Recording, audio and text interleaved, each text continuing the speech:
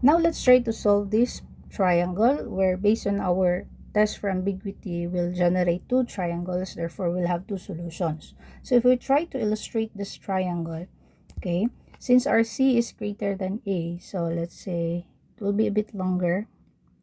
Okay, so this will be our side C, and then we have here our angle A. So opposite to our angle A is side A, which is shorter than C, so it would look like this. So this will be our A. However, since it's possible that we could have two triangles, so the other triangle could, your A could be positioned here. Okay, so let's say that's your A prime. Okay, so we have two triangles, the bigger one, okay, and then the obtuse.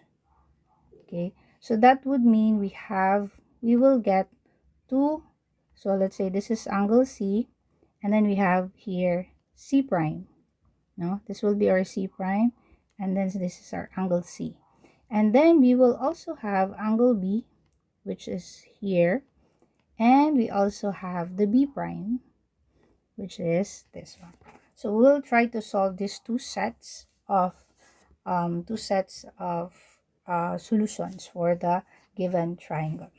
So looking at our given, obviously we have a pair, side A and angle A, and the only thing that we can solve for now is angle C because we only have side C.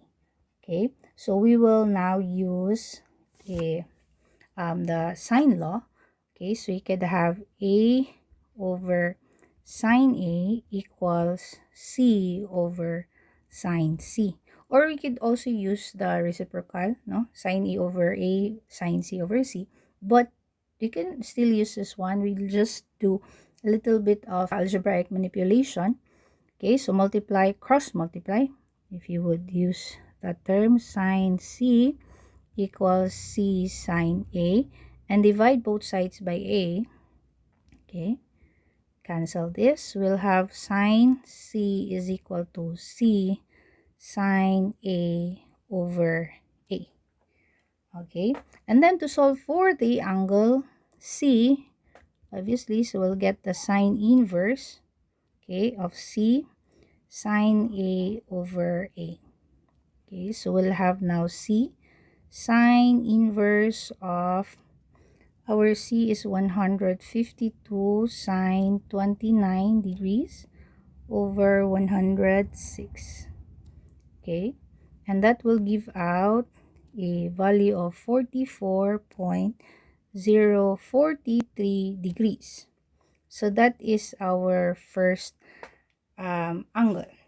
Now to find the second angle, okay, so take note na this one, okay, when you get the sine, a little bit of review. Okay, so when you get the sine of an angle, if it's in quadrant 1, if it's positive, diba, nasa here. This is quadrant 1, but we're talking about sine, so it could also be in quadrant 2. Okay, kung positive na sine, no, sine inverse. So, in that case, for this one, this muna siya si 44.043, which is our reference angle. Okay, this would also mean yung kaning sa PCAS is also 44.043 degrees. But your angle, your second angle, our C prime, okay, our C prime is actually kani from here up until here. And that would be 180 degrees minus 44, and that would be equal to 135.957 degrees. So there we go, our second angle for our second triangle. Okay, since we already have the angle A and angle C, so we can now solve for angle B. So to solve for angle B, okay, so si B is just equal to 180 degrees minus angle A plus angle C. So you have 180 minus 29 degrees plus 44.043 degrees, and that would be equal to 106.957 degrees.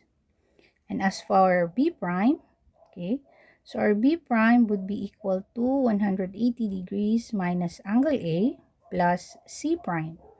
Okay, so your B prime is now equal to 180 minus 29 plus 135.957 degrees, okay, which will be equal to 15.043 degrees. Okay, so there you go. So this would mean, kung atong ibalik sa illustration, kani here atong B prime kini is 15 degrees 0.043 degrees, and this one here, the bigger one, okay, is equivalent to 106.957. Okay, and then for our C prime, this is equivalent to 135.957, and here is the 44.043 degrees. Okay, so we're not yet done because we still have to solve for the side B and B prime. So you'll have B over sine B is equal to A over sine A. Okay, so B is now equal to A sine B over sine A. So B is now equal to, our A is equivalent to 106 sine, our B is 106.957 degrees over sine 29 degrees, and that would be equal to 209.137. Okay, and as for the B prime, okay, for the B prime, so B prime is equal to sine B prime equals A over sine A. Okay, so B prime is now equal to A sine angle B prime over sine angle A. So B prime is now equal to 106 sine 15.043 all over sine 29. And that would be equal to 56.747. And that's it.